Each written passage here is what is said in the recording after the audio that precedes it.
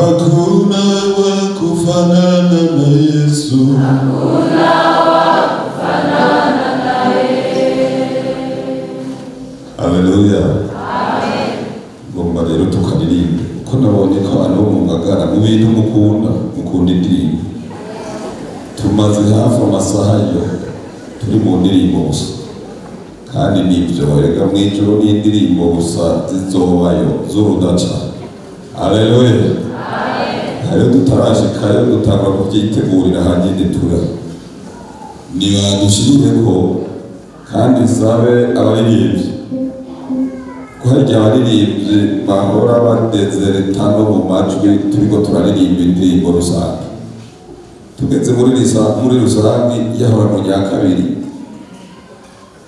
agaca yibukira mu rya mbere oya mu rya kabiri. Amen. Ujya gatatu aribyo bita tenor nawe ukazusanga yimukiye muri base oya guma muri ibyo nyine rya gatatu n'abaririmba base gorora amaboko hejuru turabe abona abantu b'abagabo mbe mu bakigizi barimo abaririmba base gorora turabe abaririmba base gusa kandi ubu ntibagwiriye cyane kuko n'ijwi rigoye risaba ko uwo muntu nyine yari haba. Haleluya. Base ni base rya mbere n'irya mbere hanyuma babandi baririmba yayandi baririmba yose nawe nyine ntibabura ririmba yose ntabwo ariko mwijuru uzoririmba rimwe duza gatoya gusa kuri iyo note. Hakuna wa kufanana na Yesu. Kandi mukurikira utera. Hakuna wa kufanana na Yesu. Hakuna wa kufanana na Mungu. Hakuna wa kufanana na Kristo. Hakuna wa kufanana na Mesia.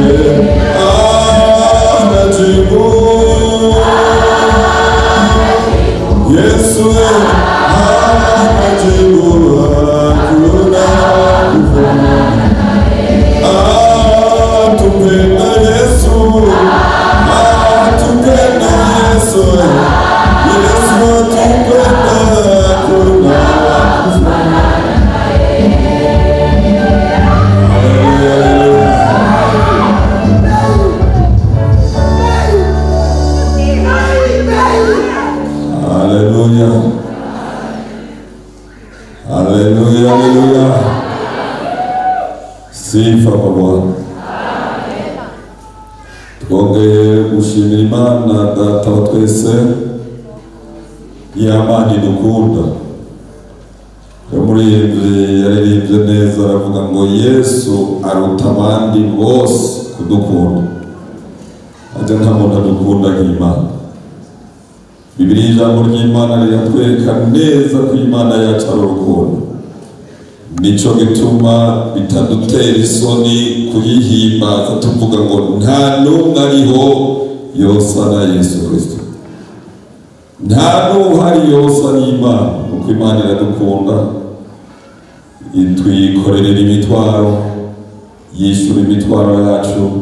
Numvise abaririmbyi ngaha bagurukanye ikorasi ivuga ngo iyo mitwaro yanyu yose muyizane kwande, kuko Yesu nta kintu na kimwe kimunanira.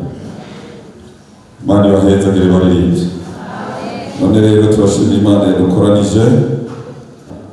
Burya kuwa kane naho twabaye ngaha twibuka umunsi umwami wacu yaduga mu ijuru, ariko umunsi mukuru tumaze iminsi twitegurira n'uyu wo kwibuka Kristo yapfuye akazuka. Haleluya. Hanyuma akaba yaraduze mu ijuru kudutegurira ahandi tuzosubira kubana nawe, kandi ahari Bibiliya ivuga ngo natwe niyo tuzoba. None rero Imana yarakoze cyane. Twashimiye shengero rya hano mu Ngagara, duhereye ku bakozi kuri ikaze maze iminsi muduha, ku izina rero ry'abashyitsi twese abagiriye ubuntu n'ijuru kuba hano, turabashimiye. Imana ibahezagire. Kandi namwebwe ndabona ko mwanezerewe, na cyane cyane ko nabazaniye umushyitsi w'iteka. Mwamubonye? Hariho umuntu numvise abaza ngo none uyu ni wa wundi mufitaniye abana 14? N'uyu nyine. Amen. Ko Bibiliya ntibesha, iravuga yuko abiteze Uhoraho bazokwama biyubura mu nkombe z'isha. Ibyo ndakunda kubivuga, hari impamvu.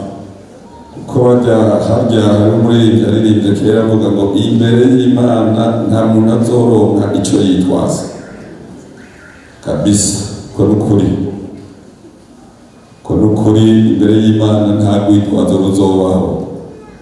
Ngo jewe nase kubyara 14 bazoca bavuga ngo none pasiteri ko yababyaye bagakura.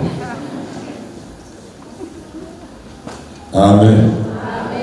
Erega ni Imana ibatanga, kandi abakera bari bafise n'amazina baha abana meza cyane.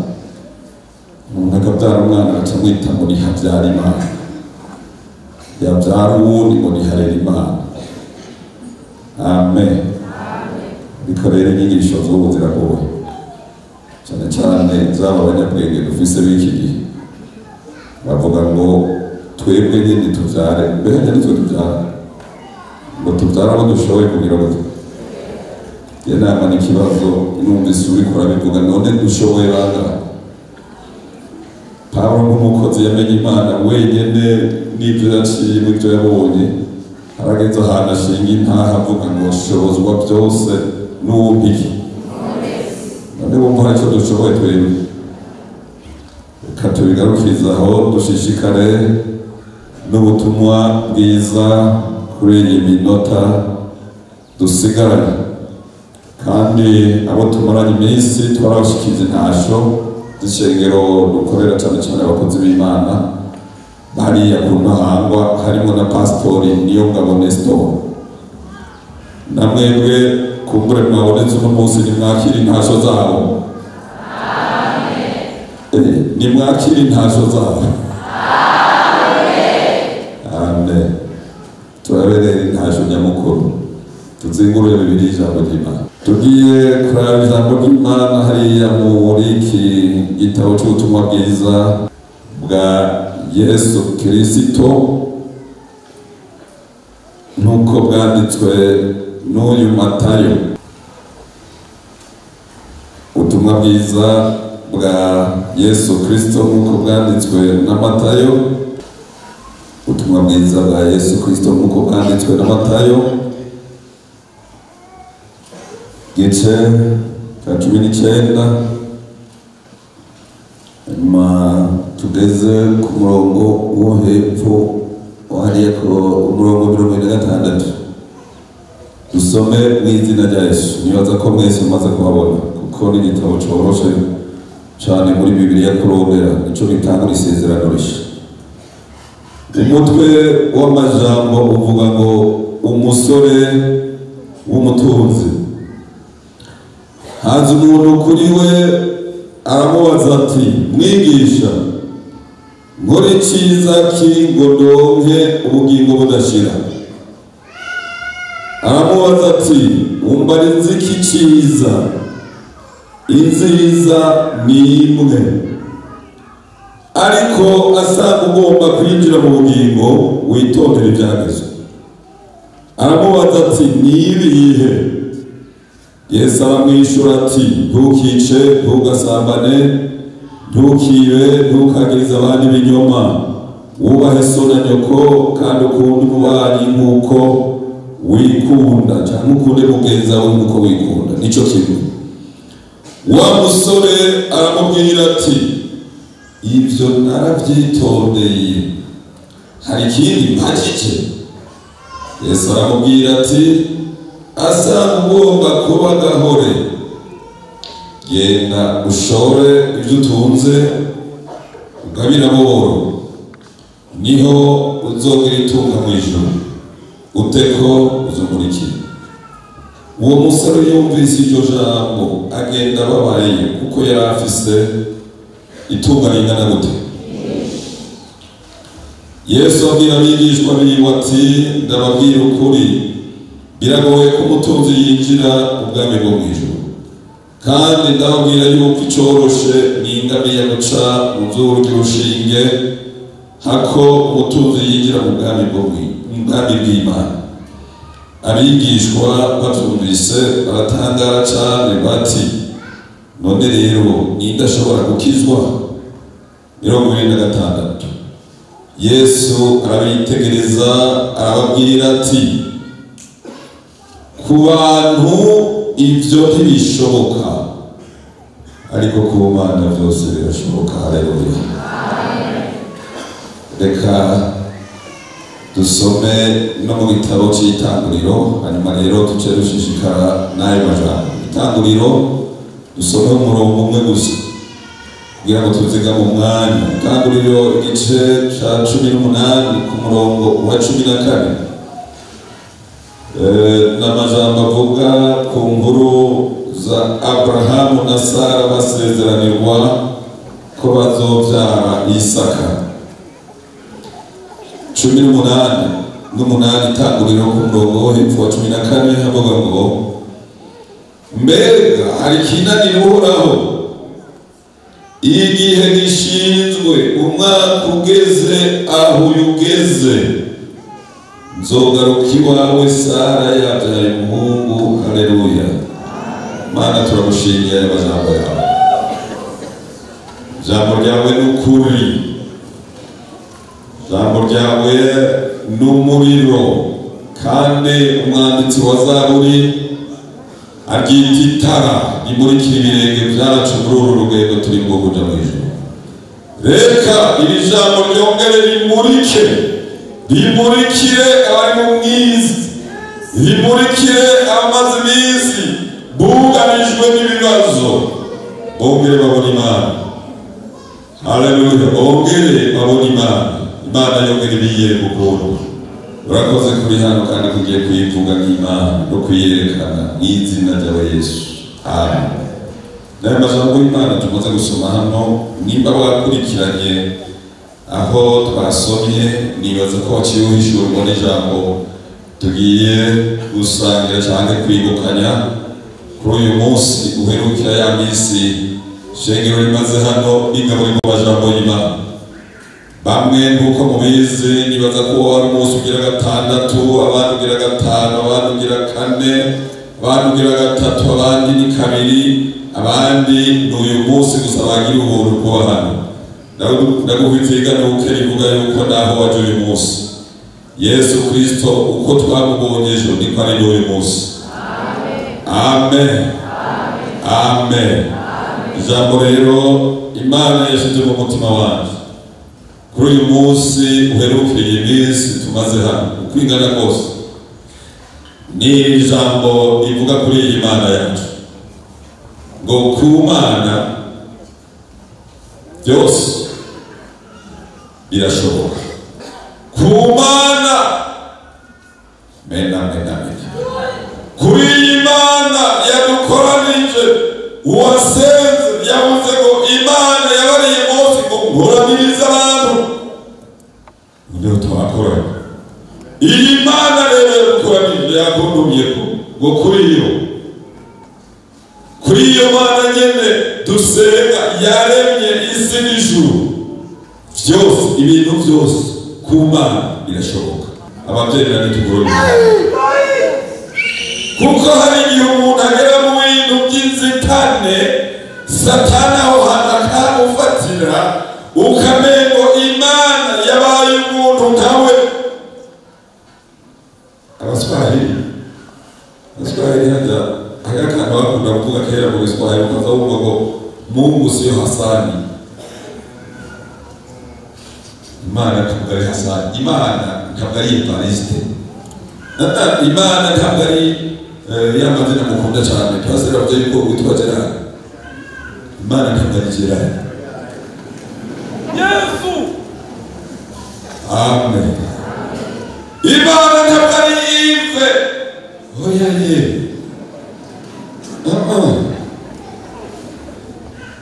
Yves wabyumvise? Kandi numvise ko Imana hano mu Ngagara yateye cyane iteka ikorari ya gatatu imaze iminsi ivamo abakozi. Ni byiza cyane na kare ikintu cyose uzokumva kiri mu ico giharuro cya gatatu uzocubaha. Iyo ni trinite n'ubutatu n'ibintu byuzuye. Ariko kandi Imana niyo Alpha, niyo ya mbere, niyo iherezo. Jewe yaguriye muri korari ya mbere mu Kinama. Amen. Iyi korari yaririmbye neza yavuze ngo iyo Mana yacu ngo nta na hamwe idashobora gukura umuntu. Irayo gukura no mu bakenyezi. Wa mama sema amen. Sifa kwa Bwana. Nta na hamwe Imana idashobora gukura umuntu, kandi nta na hamwe idashobora kumushika. Erega ni Imana. Hamuririmbye aririmbye karirimbo kare. Erega ni Imana. Yari yarabitubwiye. Haleluya. Amen. Iyi Mana rero tuvugira abakotirima ntabwo ari Hasani. Ni Imana nyene ububasha bwose.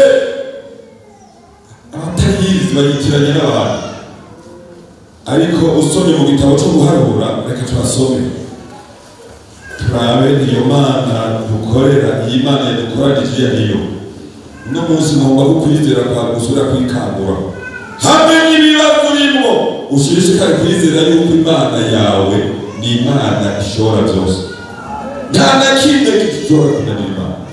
Dusome mu gitabo cyo guharura turabe amajambo y'Imana Mose yanditse, amajambo yavugishijwe n'umuvugishwa yitwa Balamu. Mwahabona guharura igice cya 23. Turasome hano dushishikare n'ayo majambo. Ku Mana byose birashoboka. Amen. 23 guharura wa murongo wa 19 havuga ngo intanze y'amajambo ivuga ngo Balamu ahezagira abisirayeli mu gishingo cyo kugira gute. Murongo wa 19 havuga erega Imana si umuntu wibeshe, kandi si umwana w'umuntu ngo yisubireko. Ibyo yavuze mbere ntizobikora, ibyo yashize ntizobishitsa. Raba nabariwe kubahezagira, nayo yarabahezagiye, nanjye sinshobora kubihindura. Hari ibintu abantu badashobora guhindura, naho ibyo Imana yavuze byose kuri wewe, nta muntu n'umwe afise ububasha bwo gukuramo n'iki na kimwe. Baramuririmbye muri izi ndirimbo z'agakiza ukovu, niwe yaririmbye neza avuga ngo mbi zikiyondoka isi naho yokugwaho mbere n'abantu bose bakavaho, uwizera Imana azobona yuko amasezerano yayo aguma ahagaze. Amen. Kuko ni Imana itanze kubesha. Imana rero munsobanurira nimugomba kumenya Imana, uzoza urabwira abantu naho boba bari mu bibazo, wega naho wibuka Imana si umuntu, kandi aho ubu uvugiye mu byinshi baca bavuga si umuntu, kuko Imana ni ntaniko, Imana ntibuha, Imana ntibesha. Hamagise abantu benshi babemereye ibintu, babasezeraniye ibintu bikomeye, ariko bimwe muzorinda muja mu ijuru batagana. Kubera iki? Ega n'abantu. Ariko iyi Imana tuvugira abakozi b'Imana, tuze turayivugira twebwe, tuze turayivugira tutagira ubwoba, tudakekeranya. Hari abantu bibaza ko izohava idutetereza, Imana idutetereza ahubwo itera iteka. Amen. Ni Imana y'ukuri. Imana rero si umuntu bibeshe nka wa wundi yaguhera, kandi umubabarire, rega n'umuntu. Amen. Iri jambo ry'Imana rero twarasomye muri kiriya gitabo cy'Itanguriro, kuko ico nico gitabo kitwereka ibintu byose ingene byatanguye, iyo byahereye. Nijoro twariko turavugana kuri iri jambo ry'Imana rivuga ngo nk'uko mpwemu yera abivuga uyu munsi, niwumva ijwi ry'Imana, iyi Mana ishobora byose, niwumva ijwi ryayo n'uyu munsi, ntugire gute, ntukomandaze umutima nk'uko wawukomandaje muri cya gihe cyo kuratsa. Hariho n'ibihe bibaho n'iminsi ibaho y'abantu kugerageza Imana, ibyo twarabibonye.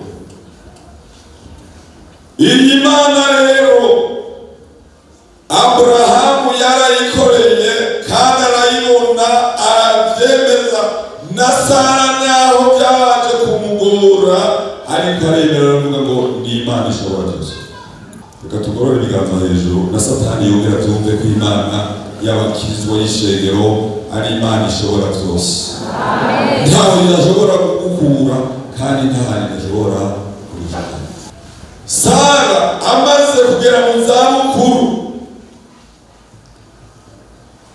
hamwe n'umushinga ntahe wiwe cyangwa umugabo wiwe Aburahamu, sokuruza wizeye, nk'abantu bagera ahantu bashobora kubona kandi bakabyemeza yuko twebwe ibi byo gusubira kuronka kandi ntibigishobora. Kandi nibyo ku bantu hariho ibihe bageramo, ukaza wumva n'abaganga bari hano barabizi, hari imyaka ushobora kugeramo ukinjira mu kintu canke mu rugero canke etape y'ahantu bita ngo ni menopause. Ariko iganuka ndamuvitiye naho abaganga bopima bakabona yuko ugeze muri menopause, aho nyine muri menopause Imana byose birayishoboye. Amen. Sara agera mu zabukuru, bibera ngaho bazi yuko bazova muri iyi si bataronse umwana, ariko kandi isezerano ry'Imana ntirihera. Amen. Iby'Imana yabuze naho hohera imyaka myinshi. Hari muri iki kera yaririmbye muri muhemu, Imana ntikangwa na biracitse, ni nk'uko idakangwa n'amajambo y'abantu bashobora kubwira ngo ntibigishoboka gukira, ntibigishoboka yuko uronka akazi, kutagiye muri ibi canke biriya, birashoboka ku Mana byose. Amen. Bibiliya iravuga ngo umunsi uraho umugabo wiwe Aburahamu abona abantu baje bamera nk'abatumbera irembo, ariko akabona ko bohaba bamurengana. ngo acarabegera arabiginga ngo nibabanze bacimurira abica akanyota. Kandi abo bantu usomye neza bari abamarayika, kuko abamarayika kuva kera bahora baza mu buryo bwinshi. N'ubu n'igihe cyacu Imana irabakoresha bakaza wibwira ko ari umuntu asanzwe, naho ni umumarayika w'Imana. Ariko kandi namwe isoma ayo majambo, Aburahamu yarazi kuzimana, kandi bijya bintu yabazimaniye. Bibiliya rero ntivuga byose, mbega ijya mfizi bayihejeje ari abagabo banga mbe bari bane abantu bo mw'ijoro barafungura kandi nibaza yuko muri bo harimo ababo, kuko bivuga ko yabacumbiye n'umutsima utomoye kabisa ugomoretse, shirako amata. Nageze kubabwira inkuru z'abantu bitwa ababembe bahabwa ngo muraza ababembe, kuko muri Kongo kuvuga umuntu mu bwoko bwiwe nta soni bimuteye, ahubwo aca yumva ko umuzi kandi umwubahirije. Abo bantu rero b'ababembe, umwe kandi yari n'umukozi w'Imana. Hari umunsi umwe, kuko abo mvuze ababembe bashaka kumera nk'abantu mu gukunda umutsima, kandi mw'ijoro igihe nasubiye gusoma ayo majambo tuvuga bwabwira abakunda umutsima ibizorezo. Kuko umutsima ni ikintu kivugwa cyane muri Bibiliya. Abo bantu rero umuntu umwe muri bo kandi yari umukozi w'Imana, kubera ko akunda umugani cyane n'inyama.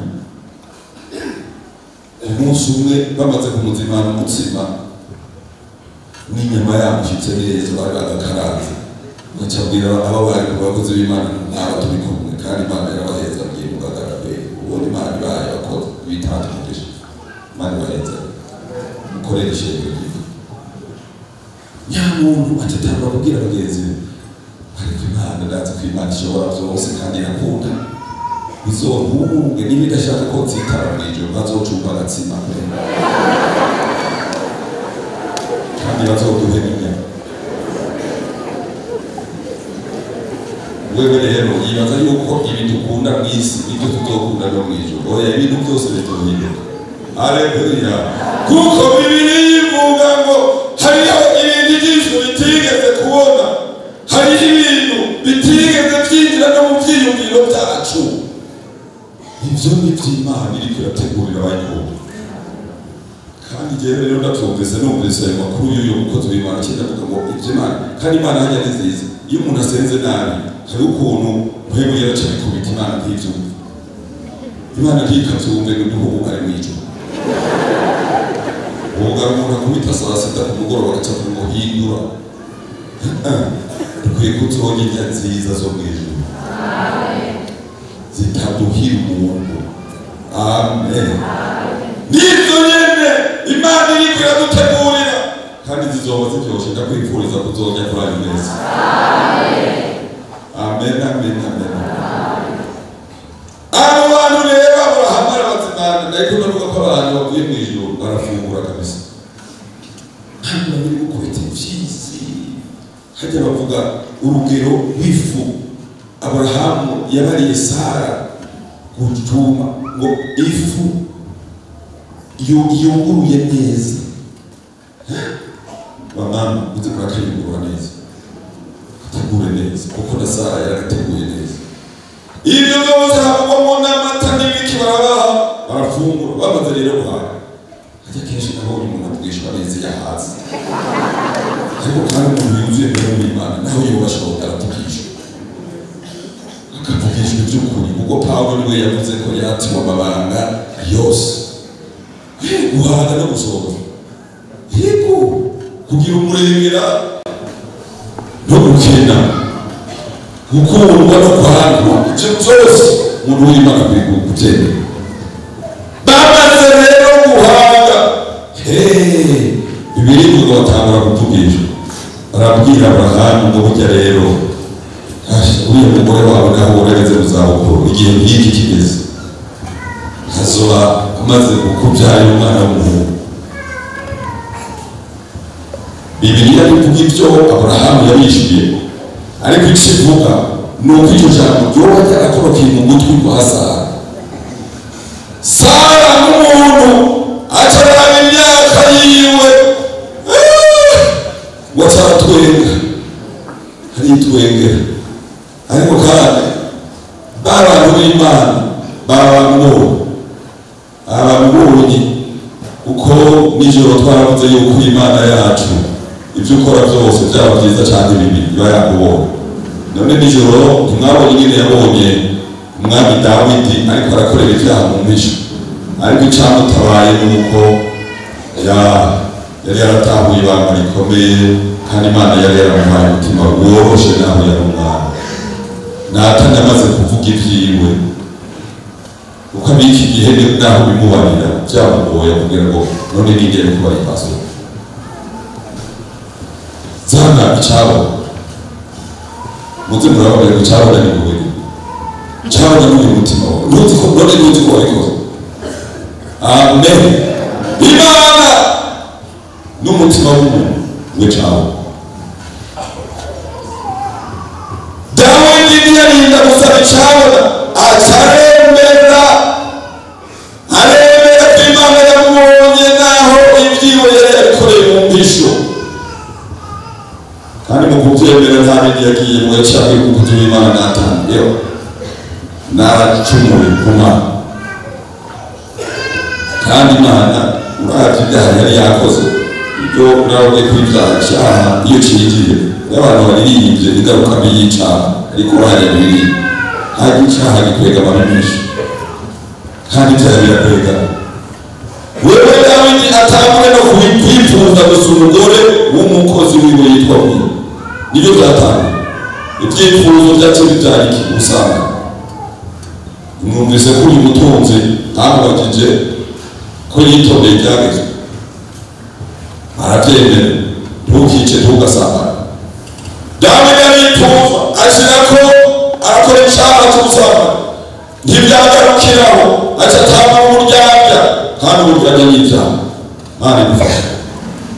Biva mu buryarya ashyira ko kwica umuntu, amuhora iki umugore wiwe mwiza Imana yamuha, ariko ibyo byose ariko Imana yababara. Imana rero mu rukundo rwayo Imana ishobora byose, mu byo ishoboye no kuguharira ibyaha byose wakoze. Korora ikiganza hejuru.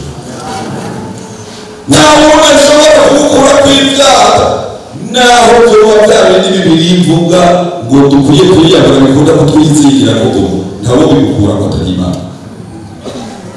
Mana dukorera ishobora byose. Uyu Sara rero amaze gutwenga Imana yamubona, arabaza ngo none Sara ko watwenze iki? Bibiri ngo kubera ubwoba hajya gutwenga abantu b'Imana. N'ubu umuntu agenda aravuga abantu b'Imana atagira ubwoba uzomusenge, kuko abantu b'Imana ni Imana yonyine abateye ubwoba. Sara bateye ubwoba yumvise bariko aramubaza ibyamutwengeje, kandi ibyo yatwenze nk'umuntu byari ibyo. None imyaka ya Sara mwebwe abantu bize ijya myaka umuntu Sara yagica yatabagera iyo Mana dukorera twizere duhamagara ishobora byose. Byari gukunda agashegero k'Imana, byari gushoboka ko Sara byara muri ijya myaka yaragezemo. Abagufite rero gamuke iyi Mana yacu, hari abantu bakunda kuyigira iy'Imana gusa, ni data wa twese. Amen.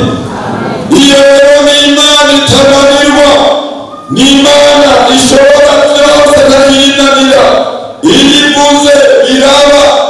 Amen. Kandi isezerano n'ikintu iraduhiza. Ariko ndavuga wa muririmbyi aririmba ngo n'inyuma ya zero Imana irakora. Sara arabihakana ariko bongera barabimwemeza. Rero iby'Imana byakubyemera bitumushyira, iby'Imana ubyanga ubyemera igihe yashinze yonyine kigeze. Hano ubona naho abantu bavuga ko Yesu atajya kuza gutora umubiri wiwe. Hari umuntu umwe muri iyo myaka iheze harabaye ibintu byagora abantu b'Imana cyane, kandi abantu bamwe baca batanga gusubira inyuma. turiko turayagara cyane ko pasiteri murakumbura mubwira imana yanyu ize vuba n'ishinga gutera izozana satani yamamaza abantu ntabitoba kuko ni imana ishobora byose. Amen. Ku munsi wa kane umunsi mukuru twaravuganye ijambo rivuga yuko Kristo wazoza nk'uko bamubonye aduga mu ijuru. Aha rero naho imyaka ibaye myinshi mu giharuro cy'abantu usomye Bibiliya mu giharuro cy'Imana Yesu ntarateba aracyafite nk'iminsi 2 gusa gusa. None Bibiliya ivuga ko imyaka 100 duharura twebwe hano mu isi mu ijuru ni iminsi ingana n'iminsi ingana twebwe duharura nk'abantu Imana nayo iharura nk'Imana. Yesu rero azoza kuko Imana yabisezeranye ni Imana itazi kubesha. Haleluya. Sara atangwa no guhatana ko tatweze ariko baramubwira batweze ariko naho biboneka kutavyemeye nk'umuntu igihe nk'iki kajya twasoma igihe nk'iki nobona kigeze wewe Sara muka Abraham iki gihe babona kigeze uzoba ufise umwana uzoba rosa Mana ishimwe kandi ivyo byarabaye. Ivyo byarabaye mu gihe Imana yashingiye Sara. Aha naho twasomye mu butumwa bwiza nk'uko bwanditswe na Matayo ni inkuru tuzi cyane y'umutunzi umusore w'umutunzi. Luka rero agereka ko n'ikindi avuga ko yari umukuru w'isinagogi wumva hari umuntu adasanzwe. Hanyuma umunsi umwe agira ubuntu kandi ndakunda abantu Imana yahaye ubwenge kuko biranavuga ko mu minsi y'iherezo ubwenge buzokwiyongera. Ndakunda n'abantu Imana yahaye ubwenge bwo kwandika amajambo y'Imana. Urabona mu Gifaransa nibaza ko ari urwo rurimi rwa mbere rufise amaversiyo menshi. Mu maversiyo rero ya Bibiliya y'Igifaransa harimo versiyo imwe bita Thomson. Ijya byikunda kuko uyifise n'umwami isezerano rishasha amajambo yose Yesu yavuze ubwiwe umwanditsi yagaragaje kuyandika mu ibara ritukura kugira ngo yatandukanye n'ayandi. Ijya versiyo nziza cyane. Aha naho twasomye harimo amajambo Yesu ubwiwe yavuze ariko hariho n'ayandi yavuzwe muri musore w'umutunzi kandi ikibazo ciwe cyari ikibazo umuntu w'Imana wese akwiye kwamana iminsi yose. Uyamubajije ati mwigisha muri cyiza ki ngo ndonke ubugingo budashira. Mva naho yari afise uburyo naho Imana yari yaramuheze ariko muri we yari akwiye ko n'umunsi umwe yobona Imana. Haleluya. Amen. Yesu rero wamwishura kuko Yesu niwe afise inyishu zose z'ibibazo by'abantu wenyine kuko twebwe mubona no muri ubu rwego rwacu hariho n'ibibazo bipfa ngaha mu bubwiriza bikaza komisiyo bikaza mu nama nkuru ikabona inyishu y'ibyo bibazo. Ariko Imana dukorera niyo hari umuntu azanye ikibazo tukakimurira inyishu tuvuga ngo ico ni Imana yonyine izotanga kuko tuyizi Imana ishobora byose. Amen. Imana rero niyifise inyishu y'ibibazo byacu byose kandi nta kibazo na kimwe gishobora kunanira Imana. Kera nkirangiza segonderi hari ukuntu muri jewe nari nzi yuko umuntu yajeje kaminuza na twebwe twize make twize ekole moyenne. Nari nzi rero nuko umuntu yaminuje kaminuza yuko uzanye ijya dictionnaire ijya kazinduzi y'Ifaransa ajya amajambo yose arimo usoma ijambo cyangwa igisobanuro yayo niko nari ndabizi umunsi umwe rero haza umuntu w'umukuze yari yahejeje kaminuza kera canzana dictionnaire ntabwo kurondera ijambo rimwe rimwe nkaza ndamubwira signification y'iri jambo ntijya banatwenge ntibavugisha ataranga usanga twereka ngo vuga n'irindi gaca ndaba n'irindi none irindi ryo risobanura nasoma n'irindi ry'ifaransa y'amamoro y'urugendo y'amajambo akomeye agoye arimo mu kunyishura yaciye amarego naho bibaza yuko umuntu yize kaminuza abazi byose cyangwa ngo ubumwe bwabo n'Imana niyizi byose. Haleluya. Nuwize kaminuza n'uwaminuje afise amadoktora hari ibinunani turabona abantu baminuje bakispecializa mu bintu kanaka muri medicine nabo nyine baragera ahantu bakavuga ngo ibi oya mbere nk'abantu dogiteri bazi Imana cyakubwira ngo genda Imana ko twebwe mu byo twize aho idukora atari Imana yobe ku Mana bakundwa ku Mana byose birashoboka. Uyu mutunzi rero abaza icyo kibazo amaze kubaza icyo kibazo Yesu aracyishura ariko yabanje kumubwira ngo umarize iki iciza aramubwira rero ngo witondere ibyageze muri iyi minsi abantu b'Imana tukwiye kwitondera cyane amajambo y'Imana iby'Imana yatugeze nabyo birazi tubyitondere cyane cyane muri iki gihe wewe witondere ibyagezwe nawe ngo aramwishyura ibyo je narabyitondeye amaze kubimubwira narabyitondeye kuva kuri muto kenshi basomye mu majambo urabwira abantu yuko igihe cyose uronse akanya Imana yaraguhaye abana uzorinde ubigisha ibyagezwe wowe babwire gusa abwire abyemera atabyemera ariko w'igikorwa no kuvuga bisigaye n'Imana ishobora byose bikora. Amen. Uko nabonye n'abantu bamwe bamwe igihe baja mu ntego cyane ukamenga bafise uruhara mu byo gukiza umuntu oye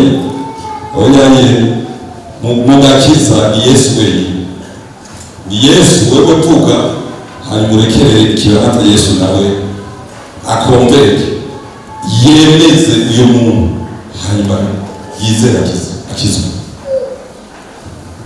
Ibyo narabyitondeye kuva akiri muto ahandi Bibiliya ivuga ngo Yesu rero wamwitegereje ngo aramushima ariko naho yamushimye mu nyuma ngo atudumira mu rindi jambo wari kwagije ikintu kimwe naho witondeye cyageze ari ikintu gihagije nawe Imana yakurumye naho maze iminsi witondera ibinabiri ariko hari ibyo bihagije.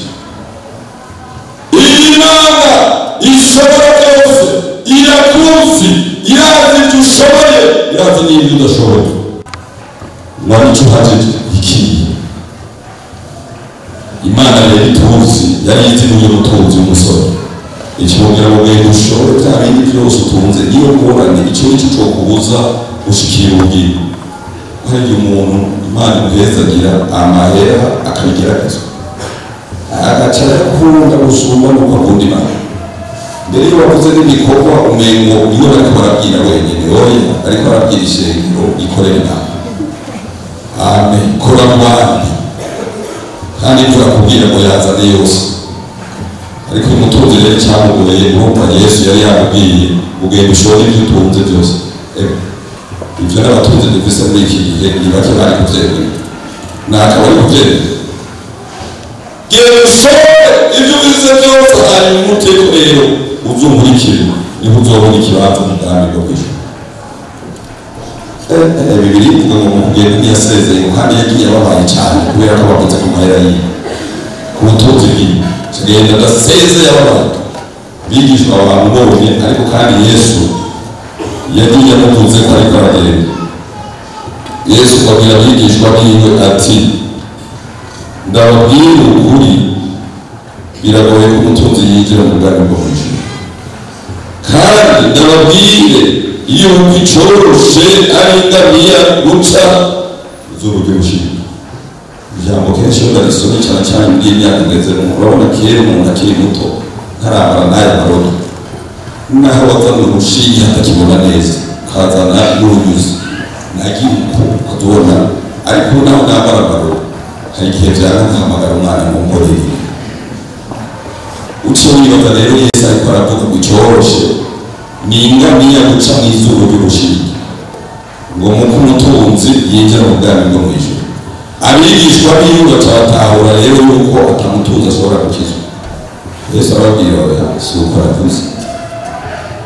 navuze yo gukizwa n'umuntu kuko no kuba umworo si ko gukizwa hari umuntu aba umworo agaca atana imyidogo umukozi w'Imana niwe yatubwiye umuntu umwe yari yarakenye cyane kandi ariko yinjira mu rusengero Satani aramwitiza hamwe n'ubworo bwiwe atangura kugira ibintu by'umwikomo muri we usize umunsi umwe umumama Imana yahezagiye aciye imbere y'irembo ry'iwe yifitiye igikapo cyuzuye n'imikeke n'amatomate yashize hejuru n'ibindi bijana baramwitegereza ngo naho mu birya twese tuzopfa none naho tuzopfa bazopfa ngiye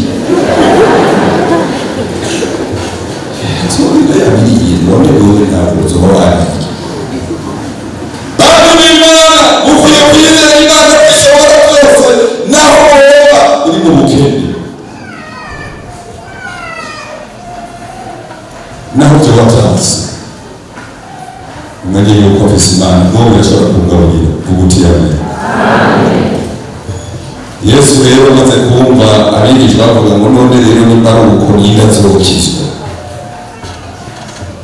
Yesu arabitegereza arababwira ati ku bantu ibyo ntibishoboka ariko ku Mana n'ibintu bishoboka ku Mana n'umutunzi birashoboka bakizwa haleluya nawe uhebwa muri ibi yavuze ngo nawe nyine yokizwa kuko dukizwa kubw'ubushobozi bw'Imana kubw'ubuntu bwayo anehema ntihagire umuntu azobabarira no mu ijuru turibyo tujyayo kwa Neema n'ibidahari bimaze iminsi bikugora kandi bitumukiza tugenda dusaba Imana ariko ndagushimira intara kuko ntajya intara zirubaka mu Mana dukorera abakundwa abakozi b'Imana byose birashoboka nta kidashoboka nawe mwese ntahe y'umukozi w'Imana umwe akorera Imana neza muri iki gihugu kibanyi cya Tanzania kandi n'umwese wenyine ariko ariko arayishinga urumva hari igihe umuntu ashinga intare y'ibyo n'umwese ku wundi ariko ntibyamubaye ariko ashinga intare mu rusengero munsi niho ngari avuga inkuru z'umudamu umwe uwo mudamu yari afise ukwizera bamama Mungu awabariki amen igomba mu bagore hari n'abadufise uwo mudamu rero yari afise ukwizera hanyuma ngo akaba yari afise n'umutwaro ukwizera ni kubuza umuntu kugira ngo agaragazwe cyane kugira ibimugoye abafise umutwaro yari yabyaye umwana w'umwigeme w'umukobwa Imana imutera iteka wa mukobwa wiwe w'umutanzaniyakazi ashimwa n'umuzungu wo muri Sweden kwamira ngo kenshi muri Aziya turonsa abakwe b'abazungu ucubona ko bogoroye ariko no mu bazungu abakene bari ari kera amaze rero umukobwa umukwe wiwe baragira ubukwe akaba umukobwa wiwe baja kubana muri ibyo bihugu biteye imbere bamaze rero kubana ntibaronka n'inda ikoroka ivamo barabona hari ikibazo umudamu yari yagize kandi bazi ko abazungu ibyo gukunda abana bamwe namusi bose ajya bakunda umuzungu yigeze kuza ku mwana sinzi ko ariho mwari muri baradushingira intara ko afitaniye abana 18 n'umudamu wiwe w'umupasitori abantu mu rusengero ntabwo baca bayobora hajya n'ababwiye ko atanu ntazoroga ico yirekunze imbere y'Imana umuzungu yera aratubwira ko afise abana 18 n'umugore w'imumwe yumvise barogoye yari umupasiteri mukuru cyangwa arogoye uko tuvuze mukuru bica bigora uyu rero arogoye isengero niwe yari yaje kunara yumvise abantu bayoboye mu rusengero tuvuga ngo mbega umutangara mwari umupasiteri dukorana n'umupasiteri wakorana na pasiteri Damien ngo Imana yaramuhezanye umugore w'imwe bafitanye abana 20. Ibidashobokera abantu ku Mana byose birashoboka. Noneho nibo babigize n'Imana yarashoboye. Wowe batatu bonyine uri kurabwira Imana kugeza ushaka ko gahimbo hari urondera n'umwe akavuga Imana naho yo macumi no babyara. Kubera ko wakoze batatu uvuga ngo abandi we uwo muzungu rero amaze gushingira umwanya muze n'abazungu bamwe bazi byo kwibaruka kubyara ariko Kristo atabisibuke ariyo kandi n'ubu benshi turavuga ngo bazungu tubara n'inzoga z'abantu n'anje Imana ishimwe. Uyo mukobwa rero amaze kubura umwana uca umutwaro ukomeye kuri nyina kuko nyina yaragufise ari umwe none amaze kumugira ari umwe nawe ntavyare numva ko bigoranye. None rero ngo yarazi ko Imana yiwe Imana itanabina yoshikara gukora umukobwa w'ingo byageze ngo n'abaganga baraguhebuje ngo baragira na operation mbere bacabandika ko uzopfa ntarozona nyamugore ukwizera kuri ngo gushaka duka yumva kuri ko kurakuru ndakwifuza kugira kwizera gutera intambwe. Amen. Amen. Kumaze rero kugera aho Imana igomba ngo umukozi w'Imana yaramworoye akabona gusanzira umunsi umwe azanye igitamba iki mushwara acaza kubwira pasiteri wiwe ngo urazi ikibazo cyose kuri wa mwana wanje yagiye kuvuga muri Sweden ngego cyane nakizi none ububiki ngo numvise mu mutima mfise ukwizera ko nabo abantu bavuze ko tazovyara Imana ukorera irashobora kumuha. Pasiteri ariko arabitubwira ko hajya hari ikwizera ku muntu gutera ubwoba ngo ntabwo bavuga mu mutima ngo umugore arakwegera Imana ngorera izomuha umwana n'abazungu baravuze ko adashobora kubyara. Aja bagatwara igitambara cya pasiteri ngo numvise ko iki gitambara kimwe iki mushwara akiri mwizeye. Pasiteri ngo mu gusenga yavuze ngo ibyo ubyizeye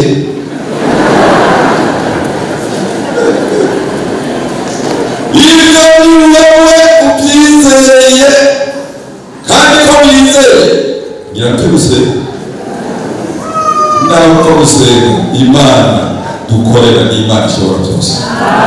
Wewe twegere gusa yego yakata gitambara bamushwara arasengera ariko kandi no gusenga ngo yakuvuga urabona kwizera kuri umugore uri ko kwamutumye za iki gitambara ngo tugisengere ibindi ni iby'Imana Imana kandi urabizi bitazi gushobora naho jewe ndashobora ariko Imana irashobora. Hagiye gusenga turamushinga turagitambara gushyira muri envelope hari kera agishyira muri envelope hari ikinyuma kiruka umukobwa w'ihariya musore boga kirose no munsi mama yandika ikanira zaze umushwara cyo muri Afurika usanga muri Buraya uko bihora muri Buraya bizi no umushwara muri Afurika ugiye muri Buraya yego umushwara uza gukora igitangaza woga muri Afurika ugakora igitangaza kuko Imana niyo yarakoze cyane. Haleluya. Wa mukobwa rero amaze kuzingurura cyasoma n'ikete mama we yamwandikiye ikete ryavuga ngo jewe numvise mu mutima ko Imana yampamagaye yankoreye ibi n'ibi na biriya n'ubu yacamba icyo rero ndagusabye igihe cyose ugiye kugira ngo uzohore ufatiye gushobora gushyiraho kunda aho nyine kuri iyo nda Imana izoshiraho umwana uyo mukobwa wabyumvise atavuye ukumbe bwawe ni mama yarapangiwe ariko kubera ko yakunda mama wiwe ntiyashaka kumubabaza kandi mwabana muri hano muzokwirinde kubabaza ababyeyi muvye nawe mubwire ikintu kigoye gerageza gukora ariko icyo utazokora akubwiye gukora icokoya naho yobahakije umuntu n'ibyo biriko acabyerera none byamutwaye igihe cyose agiye bagiye kuryama cyangwa se agitambara wa muzungu bubakanye arabyitegereza umunsi baramubaza n'ubwo icyo ukora n'ibiki wewe kitaba cyane kwa mama wewe yuko uzagishya Imana izoguha umwana amushyire muri iyi ndare wa muzungu mu mutwe urazigire batwenganira muraro ya Renoir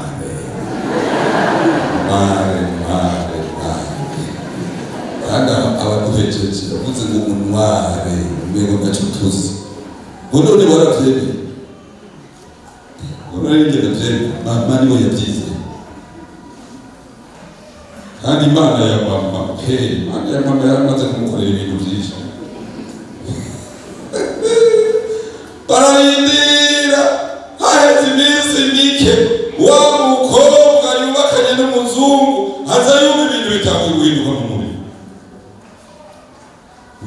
ntihindura amateka kuko ni Imana ishobora byose. Ibintu birahinduka muri we. Ariko kandi abamama murazi ko muzi gukurikirana ibintu. Umwe aramwitegereza ariko aramubwira ibintu acaramubwira ngo mubaza kuja kurondera umudogiteri mukagira ekogarafi. Bya bindi byose muzi bitangwa kumuzako ariko si bose bizako. Bimuzako bakimaze kuri ekogarafi bagiye kuri ekogarafi asanga yari umugeza afise inda y'umwana w'umuhungu mwiza amaze 2 mois. Ariko ibipapuro bavise mu kabati n'umugabo bivuga yuko azopfa cyane. Hanyuma kandi bazunguhaje barakunda badamu wabo muri kumubakunda. Ari batanye. Nakumvaga byumvise aravuga ngo ekogarafi kuko nino muri Afrika y'abahora bavuga ngo ekogarafi yo kwabigana ntibona neza. Zirabona. Ngo tuje kwa Dr. Bozayina. Baje ku wundi mudogiteri.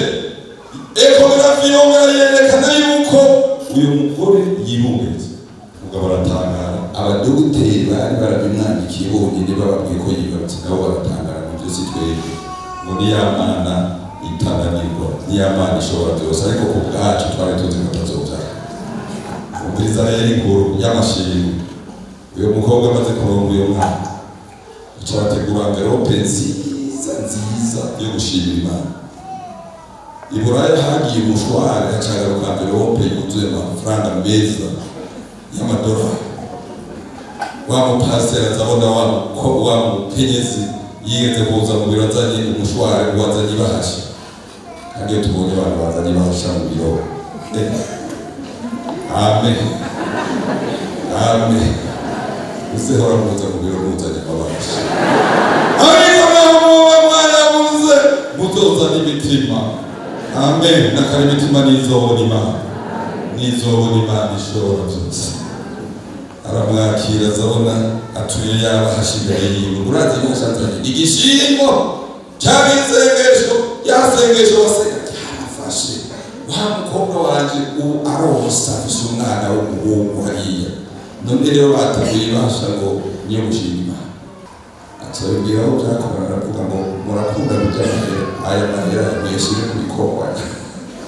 Aya nihagire ikintu yakoresha. Akora ibikorwa by'Imana. Kuko nanje naho arije namusengeye. Mu by'ukuri reke kubesha mu mukozi w'Imana sinemera ko icyo bintu bishoboka. Iganuke biri rero ibidashobokera twebwe abantu ku Mana suko byose birashoboka.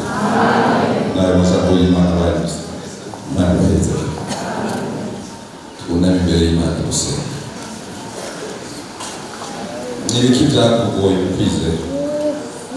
Bibiliya iravuga hariya mu cete cyandikiwe Abaheburayo umugororotsi w'Imana azobeshwaho no kwizera. Birashoboka ko maze iminsi ubabaza Imana uyigerageza. Hari umunsi wagerageje Imana kugeza aho ubona yuko icyo kibazo cyawe Imana itakigishoboye. Ariko Imana yakuntumye ko warayigerageje ngo wihane. Kuko nta na kimwe Imana ishoboye. Nibyo wayisabye itarakora izobikora ku isaha yawe. Ariko wanze wihane. Wihane neza.